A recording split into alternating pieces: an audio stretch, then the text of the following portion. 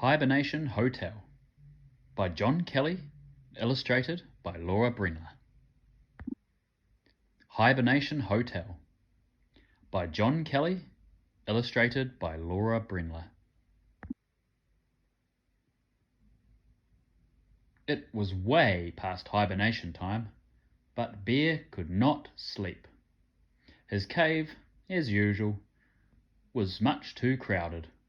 Raccoon snored, Beaver fidgeted, and Skunk, well, quite frankly, was a little bit smelly. "I've had enough of being treated like a big furry mattress," Bear grumbled. So he got up, made a phone call, and booked a room at a fancy hotel. "Ah," said Bear as he drove away. "Peace and quiet at last." The hotel was huge and fancy, just like the manager's facial hair. Bear tried not to stare at it as he checked in. "Would Sir like a wake-up call?" asked the manager. "Oh, yes, please," said Bear. March 1st. A man showed Bear to his room. It was bigger than his entire cave. "This is the life," exclaimed Bear, bouncing up and down on the bed. "And look at all these snacks," Bear cheered. He didn't know which one to eat, so he ate them all, then washed everything down with a huge gulp of water. Bear used every bottle of shampoo, and all the hot water too. Then he dried his fur, brushed his teeth, and flopped, exhausted, into bed. Perfect.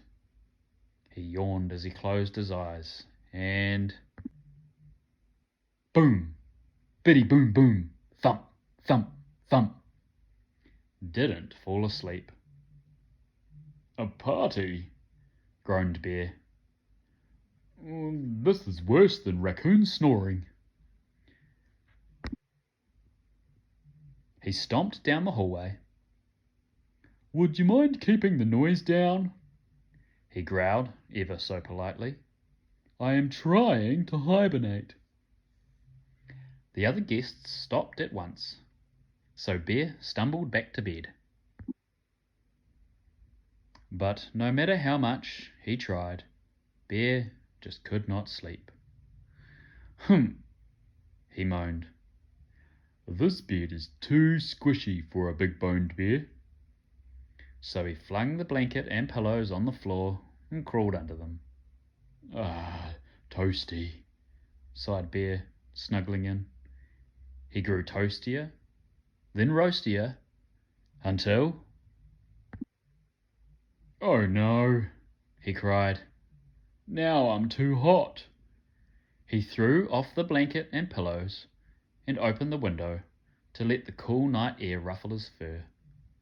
Soon Bear wasn't hot, but he wasn't sleepy either.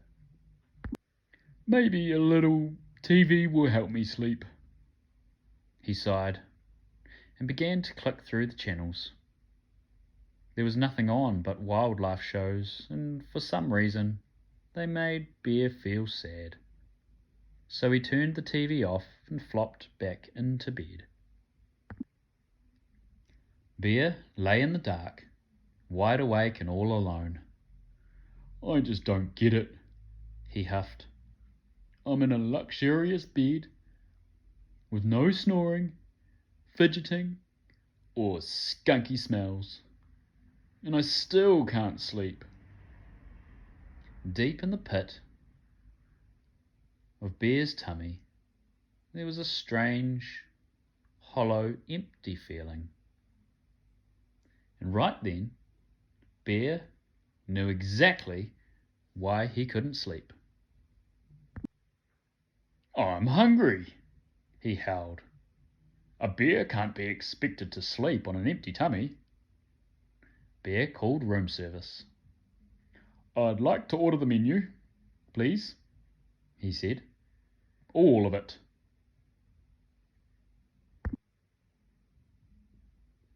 A few moments later, there was a knock on the door. A man wheeled in the food cart. Bear licked his lips and lifted the largest cover, but instead of a fabulous feast, he found his furry friends. "What are you doing here?" bellowed Bear.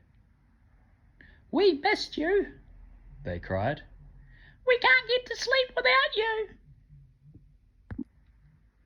Soon, Bear was buried beneath a pile of his sleepy friends, and even though Raccoon snored, Beaver fidgeted, and Skunk was still a little bit smelly, Bear didn't mind.